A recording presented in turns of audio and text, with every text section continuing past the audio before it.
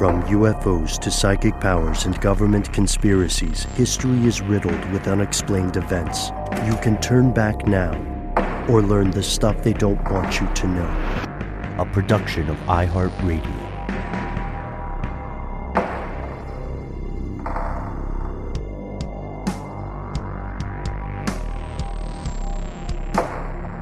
Hello, welcome back to the show. My name is Matt. My name is Noel.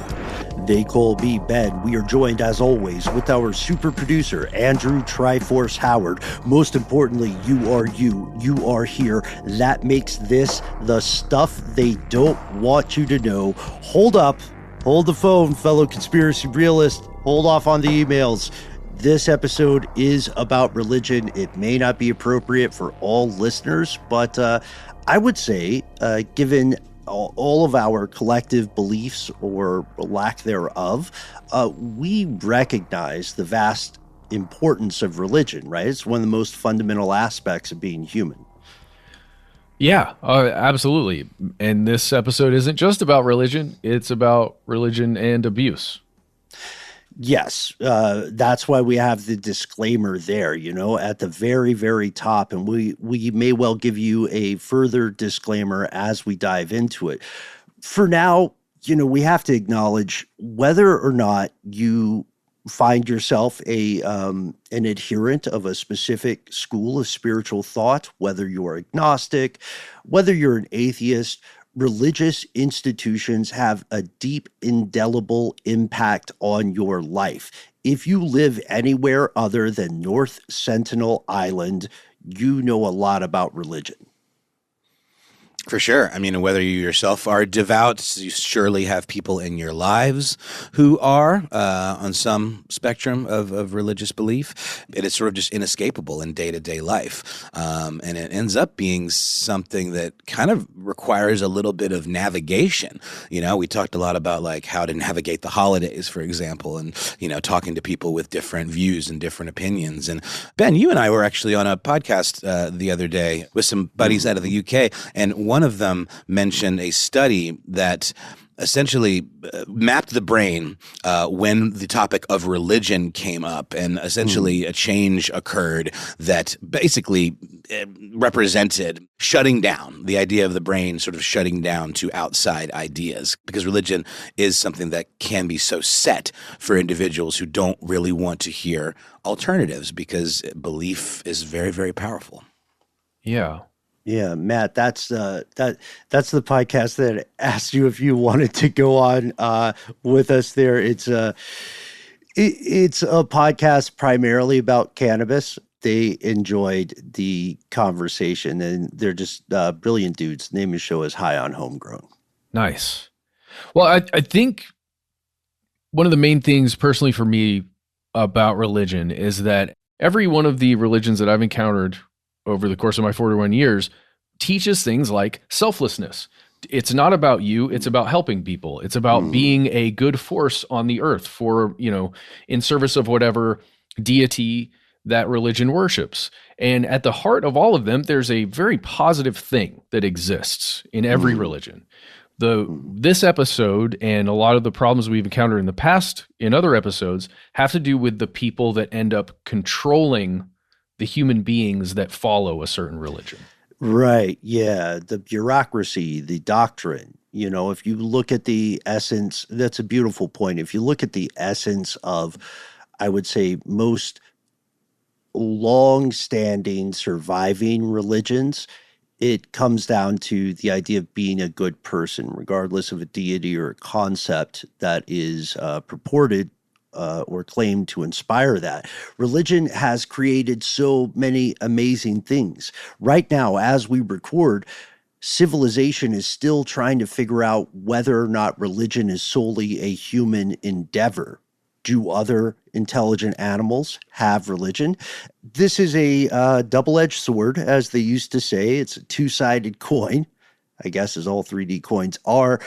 Religion has also led to, at the same time that led to billions of positive outcomes, those institutions, the bureaucracy, right? A spiritual thing is the creation of a higher power. A religion or a dogma is the interpretation of that through the lens of human experience. And as such, religious beliefs and institutions have been historically responsible for unfathomable atrocities, conspiracies, and crimes. And this is not throwing stone at any single religion. This is an observation of the patterns and the structures. And this is where we get to the statistical inevitability of these kind of horrific things occurring over time. The one that pops up a lot for us in our explorations on this enterprise is, of course, the Catholic Church, the largest denomination of one of the world's largest religions. And just to say really quickly, the conversation that I referenced that Ben and I had on High on Homegrown, I can't find exact details on the study that was mentioned, but there are quite a few very interesting studies on religion and the brain, and one that I did see was there are ways of making people less religious by introducing magnets, certain types of magnets and frequencies into their brain that can actually shut down certain parts of the brain that are kind of prone to engendering this kind of deep belief. But it does hold true that this is such an ingrained part that it makes perfect sense that people would be kind of guarded in that way cognitively when it comes to somebody kind of challenging their beliefs or challenging their religion, because the idea of a dogma, it's not just about something that guides your life or a set of principles. It is belief in something that to you very much exists. We are the stories we tell ourselves. That is the human experience. So sometimes when another person has a different story, or when their own story casts you in a different role that you do not agree with, you feel that your reality is threatened. That's a very serious thing. Yeah, we can also see why, if abuse is carried out by somebody who embodies that religious belief for you, the cognitive dissonance that would occur if the person who is both leading you in worship and telling you what to do is also your abuser. And consistently gaslighting you. Actually, it's pronounced jaslighting. Kidding. And if that person in power is consistently telling you that these horrific things happening to you, sometimes at their own hand, are part of the requisites for you to be a good follower in this spiritual system, then it creates, as you said, Matt, a massively damaging cognitive dissonance. If we look at the conflicts that things like the Catholic Church have dealt with over time,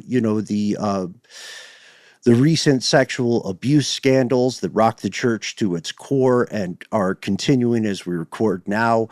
You've probably also heard of the Crusades as well as the Inquisition. Tonight, we are exploring a story you may not have heard. It's something that popped up in the news quite recently. And fellow conspiracy realists, we like to brain trust and work as a group when we are coming up with topics to explore for the show. And Matt, this stood out to you. You brought us to this, the Catholic Church's Sodalitium Christianae Vitae.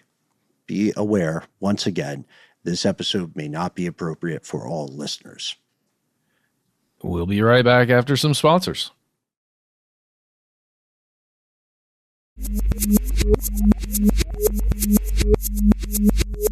Here are the facts. All right, not everyone is Catholic, so we're going to give you the context of Catholicism, and this will be familiar to many of us playing along at home tonight because statistically, many of us listening this evening are in fact Catholic. A lot of people are Catholic. Yeah, indeed. There are a whole lot of Roman Catholics in the world, somewhere in the neighborhood of 1.3 billion, meaning there are more Roman Catholics than all other Christians combined, and more Roman Catholics than all Buddhists or Hindus.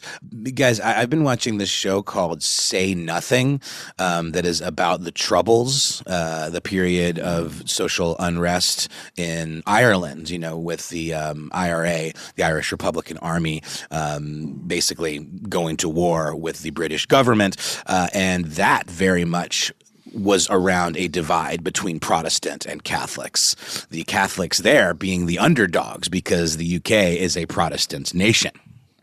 Mm-hmm, mm-hmm. And we have some episodes of Ridiculous History on that, I believe. To this context of population and practice, there are more Muslims than Roman Catholics. However, if you divide Islam by Shia and Sunni, think of those as different spiritual traditions or denominations or belief systems, there are still more Roman Catholics than there are Sunni. There are still more Roman Catholics than there are Shia. Catholicism, despite its ginormous size, is run by one person, historically a guy. It's called the Pope. You may remember having heard about him earlier. This position is incredibly important and has been for many, many centuries. The church's central government is the Holy See, S-E-E, like I-C-U. It makes decisions on issues of faith and morality, and this is not like a democratic government. You know, there are a lot of people, for instance, in the United States who might vote for a president and then later have problems with specific aspects of what that president does. The word of the church, the word of the Holy See and the Pope is indisputable law. It is not up for debate nor negotiation if you are an ardent Catholic. And one of the big parts here is that it is regulated internally. So when, let's say, a judgment is brought down from on high, right, from the Vatican, often it will not be a legal judgment against a crime or something like that. It will be an internally regulated decision where the church says, hey, you person who is accused of this stuff, we've looked at everything and now we tell you what's going to happen. And it has nothing to do with a court of law. Yeah, not a secular law, because the Roman Catholic Church is a parallel human governance, you could call it, if you wanted to be absolutely technical and diplomatic. It traces its history, as we know, back to Jesus Christ and the apostles. Please check out our earlier episodes there. And to your point there, Matt, over the course of the centuries, the church has developed a highly sophisticated theology and an elaborate organizational bureaucratic structure headed by the papacy. The papacy is the oldest continuing absolute monarchy in the world, and there's a lot of paperwork. There's a lot of procedure involved. There are many different layers of, we could call them stakeholders or influencers, that must be included before an official decision is made. So for comparison, the Pope is not just going on social media as an influencer and saying, well, I think this today. A lot of interplay occurs internally, and there are multitudes, like any bureaucracy, there are multitudes of smaller groups existing beneath the umbrella of Catholicism. Often they're known as societies, and they're all around the world. Some are international orders, some are national, some are much, much more localized. For instance, I'm remembering here in our fair metropolis of Atlanta, one of my favorite hangout spots for a long time is a monastery in the metro area called Our Lady of the Holy Spirit. We've talked about it in the past. Have you guys ever visited? You've mentioned it many times, Ben, and I do have to take you up on joining you sometime for a visit there. It sounds like a beautiful spot. The gift shop was 10 out of 10. Mm-hmm. There's a great bonsai garden. It's a firsthand glimpse of monastic life for Catholics and non-Catholics alike. It's a really peaceful place. They're not going to try to convert you or proselytize too hard. Pro tip, the one thing to watch out for will be the geese around the pond. Those are the most aggro things in that vicinity. No, thank you. No, thank you. I don't want to be dragged to my watery grave by a goose. That's not how I'm going to go out, Ben. They're cool with the monks. I guess it's just familiarity. I just need that monk energy. I don't think I have that. Yeah, just hang out with one of the monks. But yes, it's a beautiful place. They have a museum as well now, which is more than worth your time if you happen to be in the area. Anyhow, important thing we have to remember about these societies, whatever they may be, whatever particular specializations or priorities they hold, is this: they have to be approved by the church to be legit. It's a very high bar to be approved. Gaining this approval is a huge deal.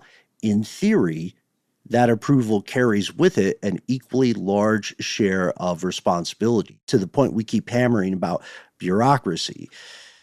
Well, and those folks live in, or well, it's not in all of these communities, but in a lot of the apostolic communities, especially lay communities within the Catholic Church, members of those smaller communities or fellowships commit, when they become a member, to living in celibacy and in obedience to whoever is running that. Essentially, they would call it a community or a fellowship, but running that small society that exists there. Mm-hmm. Yeah. And this mention of celibacy, which we'll get to, and obedience also, these are going to be familiar to a lot of people. Matt, do you want to say a little bit about the difference between, let's say, a monastic community and a lay community? Sure. A monastic community, like, that is an all-male thing. That is like monks. You hear that. There's also types of these communities for just women. Lay community is more, I don't know. How would you describe it, Ben? A lay community is composed of people who are not themselves clergy, which later will, they're like, picture a priest. A lay community, a leader of a lay community, can be very important and influential with the church entire, but they themselves are not part of the priesthood, meaning that, again, there are bureaucratic implications. In August of last year, the Catholic Church took serious action against one of these societies we're describing, a group called Sodalitium Christianae Vitae, also known as the Soladitium of Christian Life. The Vatican expelled the founder of this organization, Luis Fernando Figari. They conducted a deep investigation into long-standing, terrifying allegations of conspiracy, and even now critics say this is nowhere near enough to address the crisis. It's a multifaceted conspiracy that they argue continued for decades, and even now, as we record, the survivors of these events argue that the Vatican has not been doing enough. So the question becomes, what happened? What is happening? And what happens next? Here's where it gets crazy.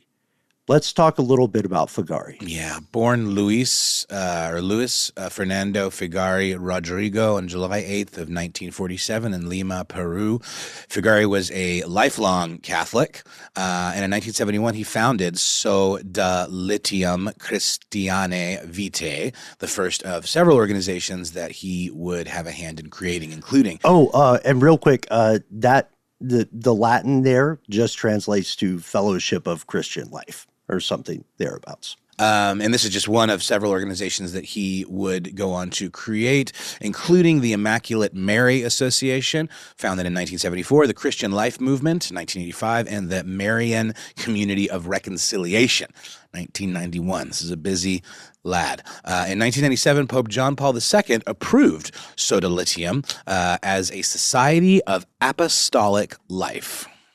And let's, to your previous point in that differentiation, Figari was a layman. Yes, yeah. A layman with a lot of influence in the larger ecosystem of the church. In his, you just named all these things he created, right? In his words, the purpose of SCV is to recruit soldiers for God. This was, in a larger context, one of several societies created as a response or as a backlash to the left-leaning theology or liberation theology movement that swept through Latin America starting in the 1960s. And these were both associated with various political things. So the left-leaning liberation theology is also a little more politically left. And the more conservative stuff that Figari is working with continually encounters accusations of being a little close with fascism, just to be very clear. Well, and very close with the moneyed powers. There are groups like this that have been looked at in Chile and Mexico and a lot of places. Argentina. That just have the money. It's the human beings that have a lot of money. Mm-hmm. Not all of, not everybody, but that's just where it leans. That's I think that's very fair to say. That's the trend. You know what I mean? And at its apex, in its halcyon days, this group, SCV, has something like 20,000 members across South America and the United States. There are clerics involved. The laymen and the clerics are collectively known as Sodalits. That's an individual in SCV. And the members have their specialization, or the organization does, I should say, and their priorities are to, quote, this is from them, to take special care in serving the youth and the poor in all spaces where culture develops, and to be completely secular about this, again, without denigrating any spiritual beliefs. This feels in step with activities that larger institutions will take to push their own goals. Like you see student organizations spring up whenever the United States desires a regime change, right? Or like, how do you reach the hearts and minds? How do you get the people? I think you made an excellent point there about the finances, Matt. Well, but you can see on their website and stuff like videos of it's young people, essentially. It almost looks like a youth group out there doing service work, and serving, especially in this case, like people in Peru who were impoverished and setting up, water systems for them. And you can watch them doing that. It seems like really good work. Yeah. Until you get to, who do I thank for this? Right.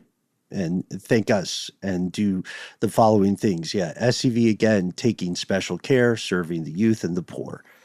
The part that gets me is in all spaces where culture develops. Yeah, that's an interesting kind of vagary. And the members of this organization live in monk-like communities, sort of fraternal communities, and they practice celibacy. And this isn't unique to this group by any means at all. Multiple Catholic organizations advocate for celibacy, which is often seen as a means of growing closer to God.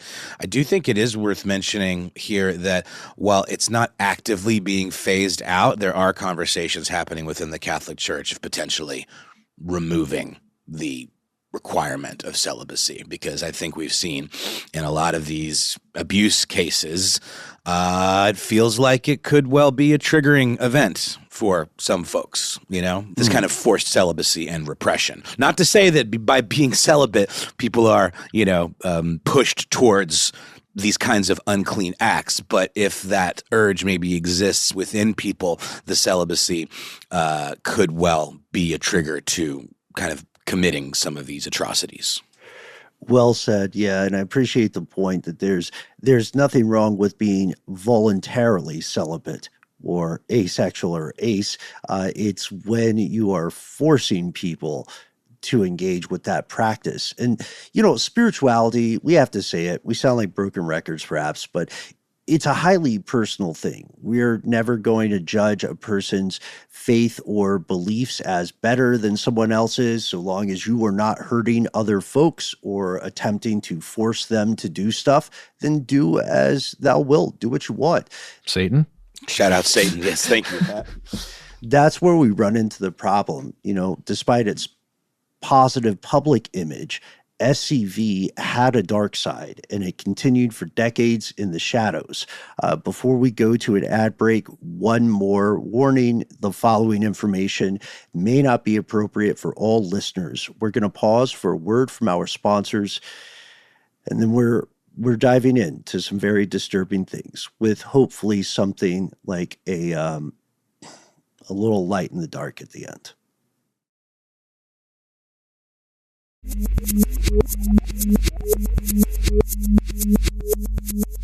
And we're back. And we sort of, hinted at it before the break, but the Catholic Church has had something of a reckoning over the past maybe decade. The allegations have been going much longer than that, but it would seem like people are being brought to justice, and there are conversations now happening within the top leadership of the Catholic Church on how to address and to deal with, moving forward, all of these instances of rampant sexual abuse. That just keep on hitting. Keep it on, yeah. They don't stop. And we probably, this is the thing that hurts me the most, we probably will never know the full extent. We can tell you a little bit about what happened with SCV, what's happening now. Dating back to at least 2000, numerous people came forward in one way or another and claimed Figari was far from what he pitched himself to be in the public sphere. He was not a benevolent, celibate man working to spread the word of Christ, focusing on helping youth and the impoverished. Instead, they said he was a serial sexual abuser of children, especially young boys. He was also deeply involved in financial crimes and may indeed have been, I guess you would say, an input channel for fascist organizations. Yeah. And there were, by 2003, we're looking at multiple allegations of brainwashing, elitism, authoritarianism, conservatism, even really petty mean stuff, sicking his dog on his followers, partially for punishment and partially to get his own giggles as a sadist. Yeah, according to some of the reports, they said he liked to watch people experience pain and discomfort and fear. Yeah, and there were separate control tactics within the group, yet they all occurred in step, inseparable from this sexual abuse.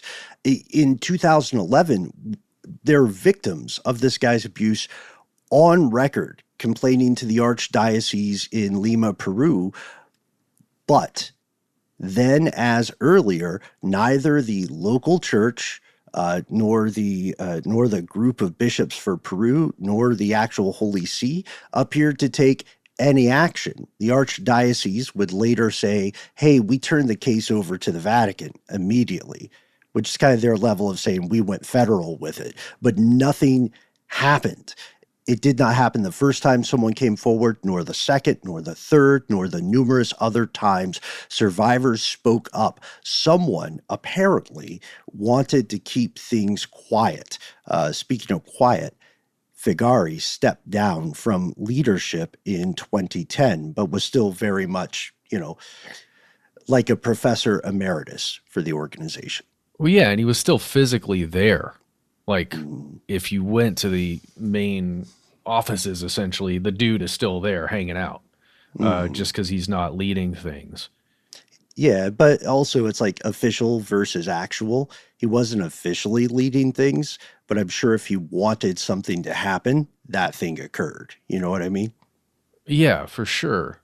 So survivors of the abuse, then as well as now, allege the Catholic Church continually played down these allegations, not just of abuse, but of financial corruption.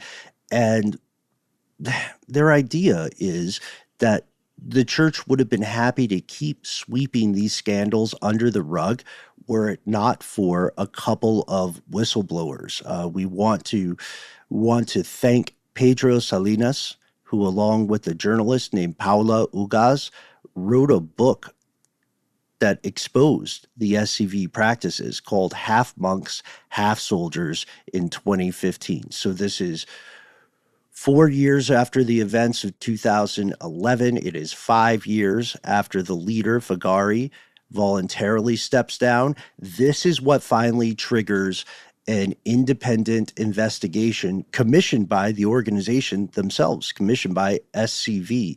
It takes several years. It's later published in 2017, but what they find is not pretty. I guess we should say also independent investigation means the SCV didn't take some of their own members to look into it. They hired outside. Yeah.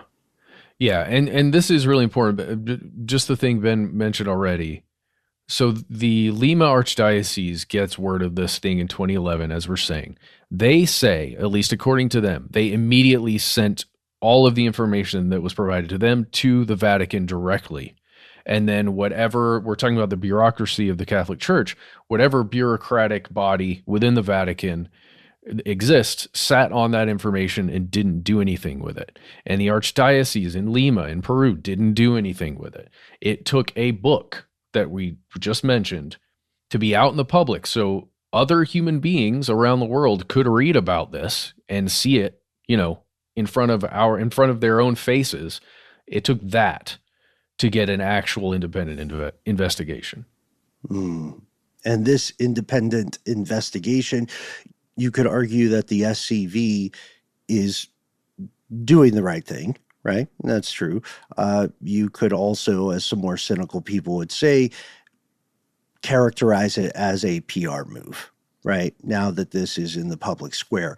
The report is helmed by two Americans and an Irish expert in abuse. And what they find is, again, pretty damning. They say, look, Figari is a charismatic individual, but then they also describe him as being, and this is a quote from the report, narcissistic, paranoid, demeaning, vulgar, vindictive, manipulative, racist, sexist, elitist, and obsessed with sexual issues and the sexual orientation of SCV members. That's a lot in one sentence. Woof. Sounds like a lovely fella. Not. Yeah, pretty awful traits. Unfortunately, not that uncommon in people that wield that level of power and control. People who seek out those positions often do it for megalomaniacal reasons, for impure reasons. Not always. There are people that are out there to do good and they want to lead a community, etc. But I do think sort of a Venn diagram situation. Not all people that aspire to this level of power are evil, but a lot of evil people might aspire to such things. Well, and we have to remember, this guy has been leading this thing he created since 1971. So a lot of the leadership in the community throughout all of these years are people who rose through the ranks within his community. And it doesn't mean they definitely experienced the same abuse by this guy, but maybe they did. And maybe that is another form of control to then hold basically all of your bishops or all of your people who are beneath you are people you've abused. So there is a certain amount of coercive control that exists there, potentially. Yeah. And this is the creation of a system, of a cycle, a structure.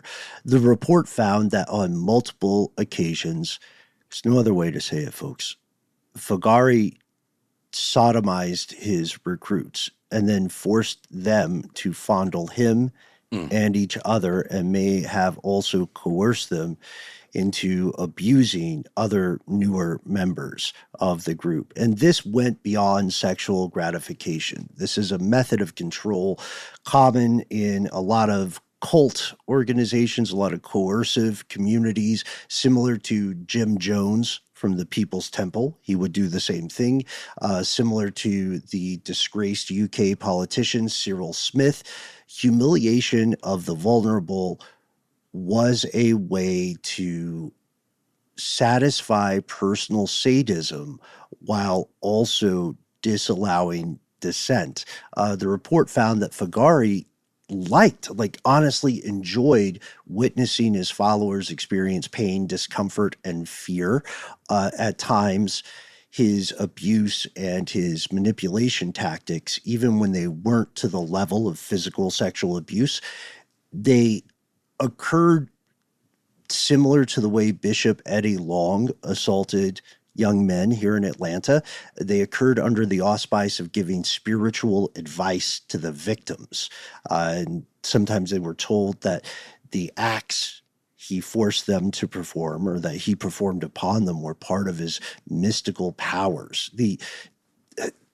Look, the investigations find that the abuse documented that we know about began as early as 1975, just 4 years after the founding of SCV.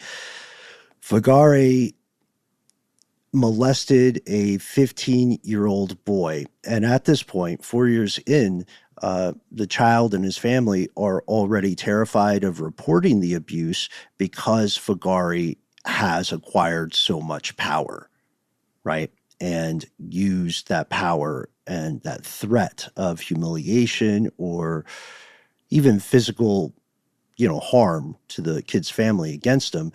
Figari, this is the most important part, was not acting alone because he was forcing other members of the organization to perpetrate similar acts, perhaps as a means of mutual blackmail, perhaps as a means of proving one's loyalty.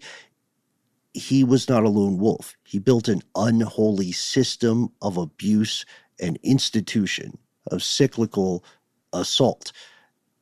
It is a huge, that's a great phrase, institution of assault and mind games, because this group, a lot like another group that existed in Chile in the same time, there was a priest named Father Fernando Caradima. He's in Santiago, Chile. And what he would do, I think, is very similar to this, where he would abuse a young man.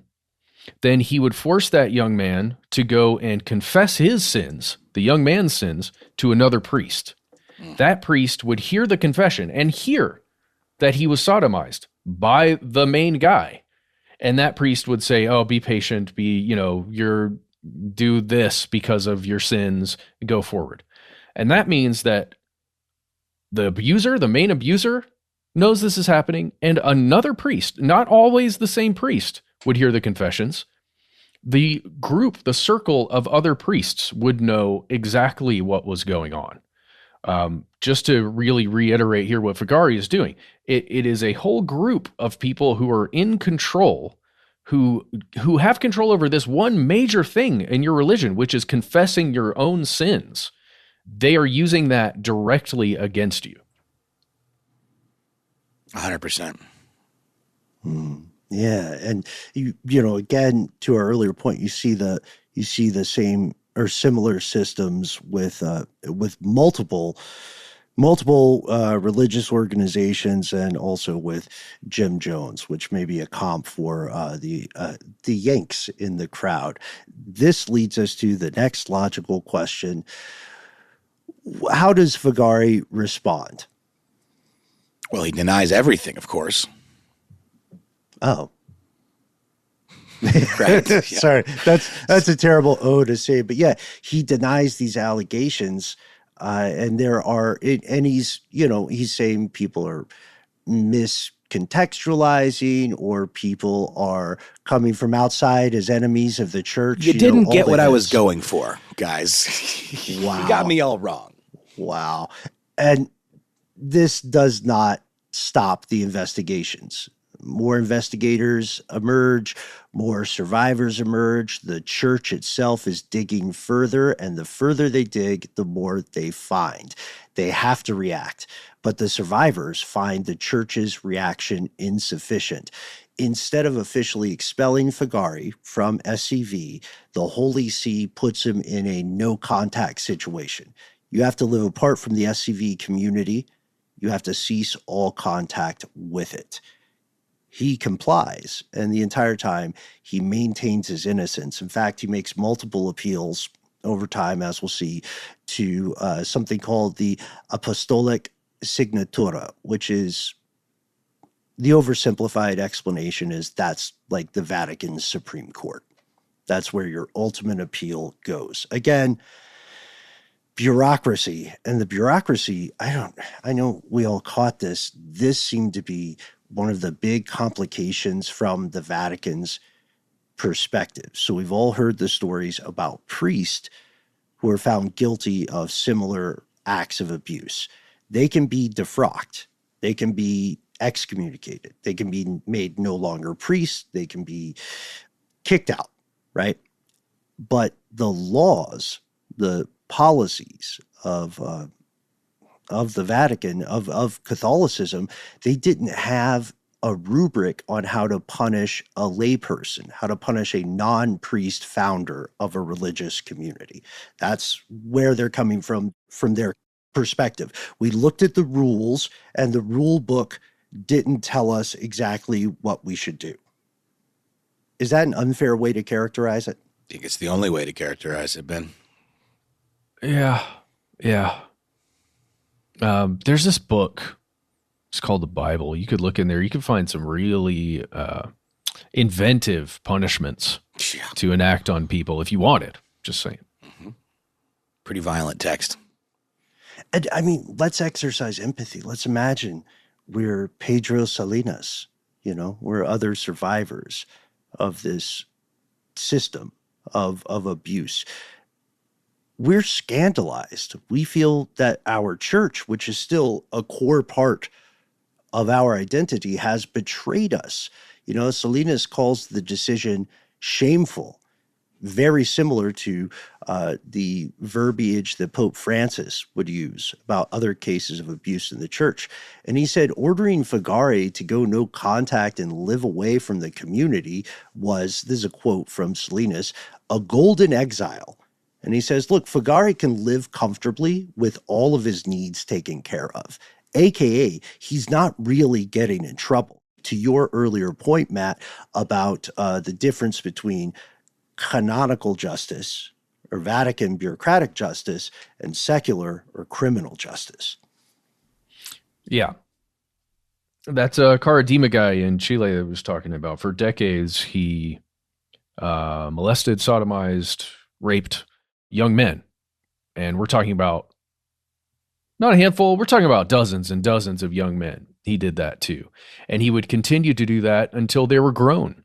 Even after they were married, even after they had kids, he would continue to enter their homes and have dinner with their families and then ask the now man, who was once a young man under his leadership, to go upstairs, and he would sodomize them again. He continued to do that and continued to do that.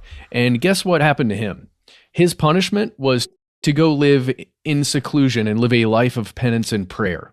And he was forbidden from having contact with any former parishioners. And he was no longer allowed to, he was defrocked, right? He was no longer allowed to perform any public acts of ministry. But that's what happened to him. And this is Caradima and the El Bosque community. Yes. He just had to go away, and that's it. You just need to go away for a little bit. It sounds a lot like a sweeping under the rug sort of situation when there was already a 6-year gap in even acting at all. Yeah. And that is after the Vatican Church found him guilty of sexually abusing minors, sometimes by force. That's what they said. Yeah. Go live a life of penance and prayer. And that's after, dragging their feet for 6 years and acting on Figari, by the way, in the first place. Yeah, they said the information that they received had gaps and was inconsistent. They also pointed out, this is another thing that'll come up in a third comp, they also pointed out that the initial complaints were anonymous. Now, for the safety of survivors and their families, of course you want anonymity. You're living in a small town, for instance, right? And your abuser is the most powerful person in the land.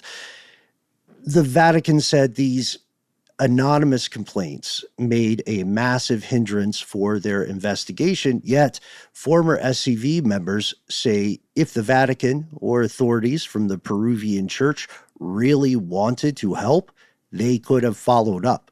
To wit, critics claim the Vatican did not follow up, and the church claims they originally could not. This led to further investigations. Maybe we pause for a word from our sponsor and return with more of the recent news.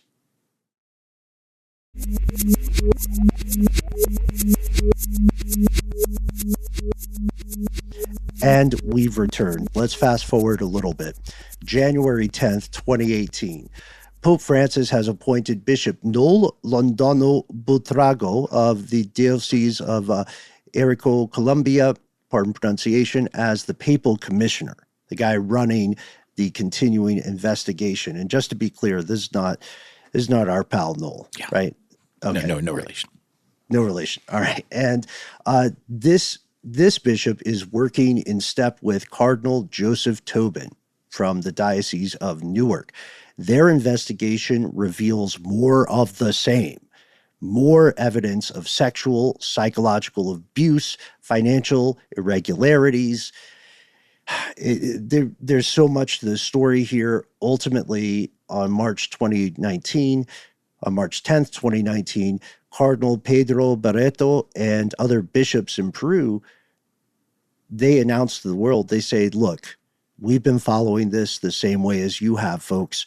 We have asked the Vatican and His Holiness to dissolve SCV entirely. And there's an interesting quote from Cardinal Barreto that I think we should share. Right. This is what he had to say. Personally, I think that when a religious organization has committed a crime, because it has to be said that way, from the point of view of sexual abuse and the economic side, where there are also problems, it has to be dissolved. The fundamental problem is that the founder is a perverted person, and such a person cannot transmit the holiness of life. Yeah. And that's clearly something the cardinal was not happy to write, was not giddy about it, but felt ethically and spiritually required to do so.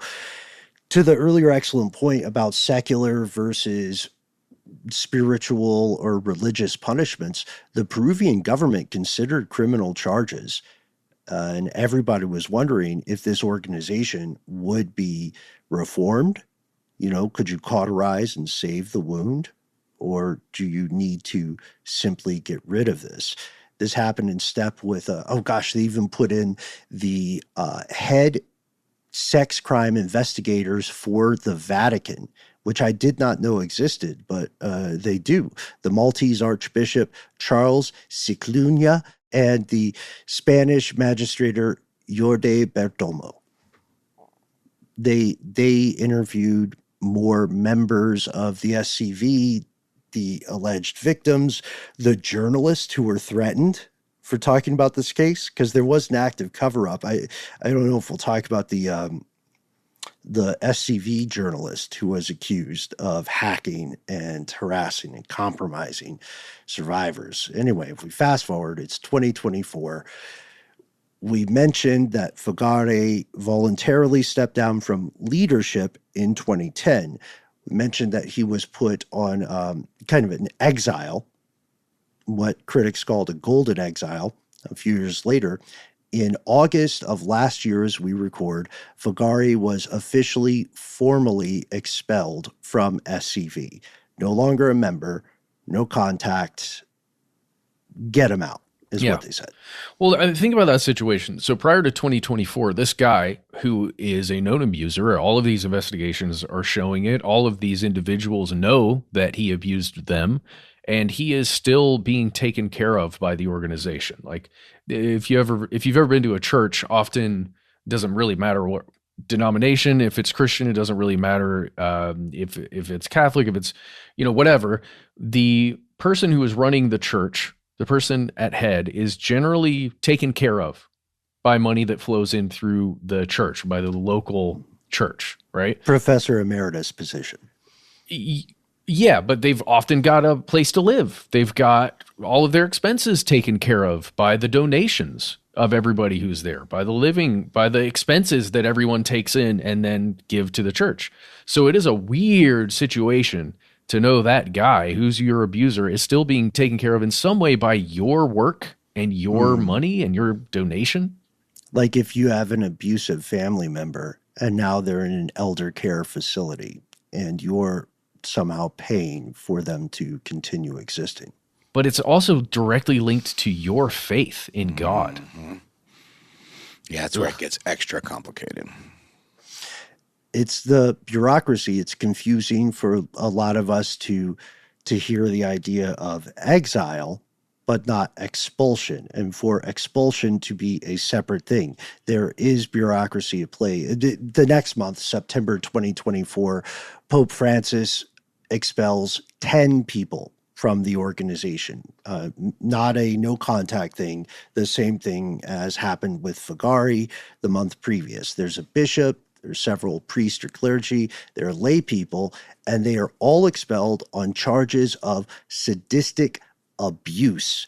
The Peruvian Bishops' Conference says this came directly from the Pope, a special decision from Pope Francis.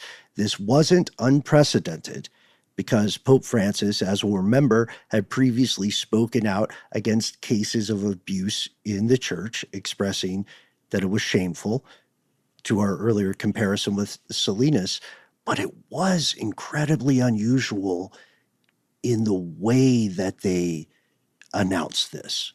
Right. The fact that the offenders were officially and publicly named, as well as specific details about their crimes, which is a lot less sweeping under the rug ish about, that seems to have been the MO of the Catholic Church in the past. I would argue, I think maybe we could all say that this seems to indicate a more progressive approach to dealing with these kinds of, abominations within the church. It's close to where we need to be. I think we need to bring back lion fights.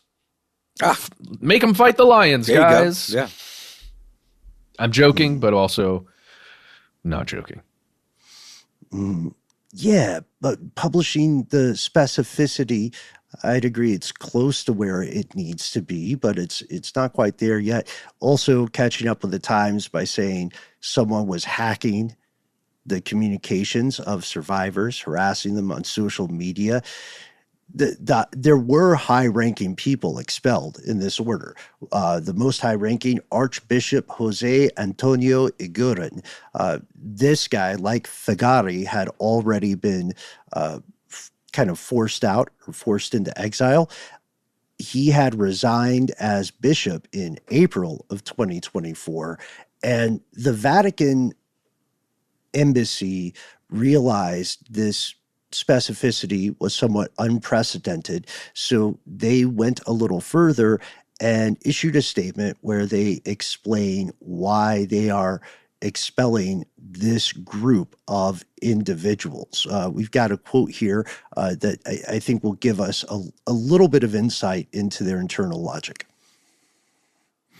To take such a disciplinary decision, consideration was given to the scandal that was produced by the number and gravity of the abuses that were denounced by victims, which are particularly contrary to the balanced and liberating experience of the evangelical councils.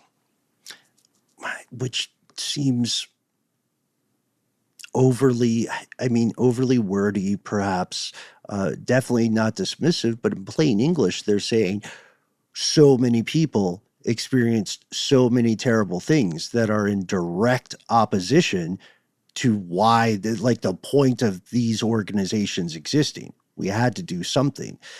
And then Pedro Salinas, again, a whistleblower, hero of the story, he talks with the Associated Press and says, look, this is very good news, but remember, we're 24 years of impunity. And he also said, still not good enough, close to where we need to be, but not close enough. You should dissolve this organization entirely. And you did not get everyone. You only got, 11 out of how many? We still don't know how many people were abused, how many people participated in the abuse, and to your point, Noel, what the Venn diagram of that institution of abuse may be. Yeah. It's hard to wrap your head around. Yeah. It's just horrifying. Mm-hmm. Yeah. And SCV, by the way, remains active as we record. Figari is alive as well. He's not incarcerated. Living that golden exile, I guess, right? Yeah. And there are videos of the guy leaving, and I don't know. Go look at a picture of him. Yeah. There's a vibe. There's a got away vibe. Mm-hmm. And I think something that we talk about in the show all the time is kind of the banality of evil, the absolute commonplace nature of it. It's unfortunately not unique at all, nor is this situation. And I forget who said this earlier, but the fact that this is what we see, what about the ones that we don't see? There's so many cases like this that have almost certainly been completely buried. So just as the SCV itself isn't unique, neither is its scandals and conspiracies. Well, there are a lot of organizations out there that are essentially on paper. And when you go and talk to somebody who's a representative of the organization, it seems like, I'm going to do God's work here. I'm going to help people who are less fortunate than I'm going to help people who are in need, especially children, especially, just anyone who needs water and food and clothing. I can go and do that, which is what the Bible tells you to do. You're supposed to give up all your worldly possessions and go help people if you're actually following the Bible. But, and these are organizations that on paper say that's what you get to do. But there are many of them, just like the one that we mentioned earlier, right? The Basque community that we mentioned with the Fernando Caradima. Just like that organization, just like there's another one in Mexico that was exactly the same type of abuse from the leader, the founder. Yeah, the Legion of Christ. The founder, Marcial Degollado, was similar to Figari, was quite influential and powerful in the overall structure of the Catholic Church. He was one of the boys of St. John Paul II. He was friends with him. They hung out, and Delgado was later found to be a serial sexual abuser. He fathered as many as 6 children. He possibly abused several of his own children as well, and he built a secretive cult-like organization to hide his double life, to bring people into this unholy activity. The Vatican sanctioned him in 2006 after decades of allegations. And the folks who sanctioned him, who slapped him on the wrist and put him in exile, that was the same investigative body, or they called it congregation, that received the SCV complaints. We've already talked about Caradima. We're showing you the larger picture, right? This case of Figari is, we could argue, at least a partial win for the good guys and the survivors, because think about it, enormous odds are against them. Socioeconomic, socio-political, even the spiritual odds, the bureaucratic spiritual odds, the dogmatic odds are against them. But because of their courage, the conspiracy was uncovered. At least some people are held accountable. And our hearts, I think we can say this unanimously, our hearts go out to the survivors and go out to your loved ones. And thank you again for speaking truth to power. But this all brings us to the following question. What's next? Noel, Matt, I think we all pointed out at various times in this investigation that the church has weathered a lot of similar scandals, and it's fully possible that more scandals have yet to come to light. The thing that really bothers me is it's fully possible that scandals like this have been successfully covered up in the past, and the public may never know. There's no doubt. What bothers me is that these scandals come to light, facts are known, and the punishments are still internal and not automatically turned over to, a state authority or a country's investigative authorities. It reminds me a lot, actually, of the Camp Hell show that our buddy Josh Thane created, and we talked to him back in June of 2021. Anawake, yeah. Mm-hmm. Yeah, it's called Camp Hell Anawake. You can go listen to it now if you want. But it reminds me of that. In that case, it's wilderness therapy. It's not a service organization. It's not linked directly to a church, but religion is heavily baked into it. And it is just a human being or set of human beings that founds an organization that in some way is based on service. Because again, in that organization, it was just a bunch of kids out there building stuff out in the woods. In this case, it's mostly kids out there building stuff in impoverished parts of the country they are living in. And they're just being abused by the human beings that started the organization. Ugh. Yeah. And they just need to go to jail or freaking fight a lion. There need to be real world criminal and secular punishments, right? This shows us, I think, one of our most crucial points here. It's not just the Catholic Church. The Catholic Church, due to its size, due to its reach, due to its power and its long history, is more visible. But you don't need a Catholic Church for this kind of evil to exist. And it brings us to ask, what else is out there? What else is there that people in power don't want us to know? Well, I mean, there certainly feel like there are parallels with what's the allegations against P. Diddy, for example. The facts of the case of Jeffrey Epstein and who was involved with him, people that we think of as being completely safe, in terms of like celebrity types we would never imagine would be running in those kind of circles. It's just, you're right. Evil is not unique. And with great power comes the possibility for great abuses of power. And those types of folks that seek that level of power and influence can have very unclean motives. In the end, it's coercive control sought by those evil things. Yep. We are on the same page here. Survivors, anybody affiliated with this specific organization or organizations of a similar ilk, we're holding you in our thoughts and we want to hear from you. So let us know what you think. We try to be easy to contact. Send us an email, call us on a telephone, find us online. That's right. You can find us at the handle Conspiracy Stuff, where we exist on Facebook with our Facebook group Here's Where It Gets Crazy, on YouTube with video content galore for your perusing enjoyment, and on X, FKA Twitter. Hey, do you want to call us? Tell us your story? We would love to hear it. Our number is 1-833-STDWYTK. When you call in, it's a voicemail system. You will hear a familiar voice, then a beep, then you've got 3 minutes. Say whatever you'd like. Do give yourself a cool nickname, and let us know if we can use your name and message on the air within the message. If you've got more to say than could fit in a 3-minute voicemail, why not instead send us a good old-fashioned email? We are.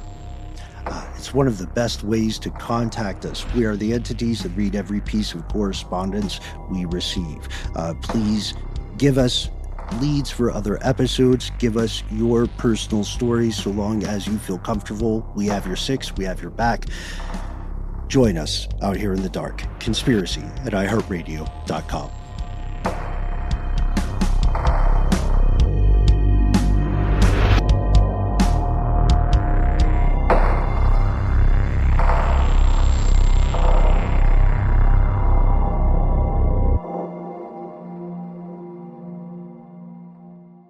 Stuff They Don't Want You to Know is a production of iHeartRadio. For more podcasts from iHeartRadio, visit the iHeartRadio app, Apple Podcasts, or wherever you listen to your favorite shows.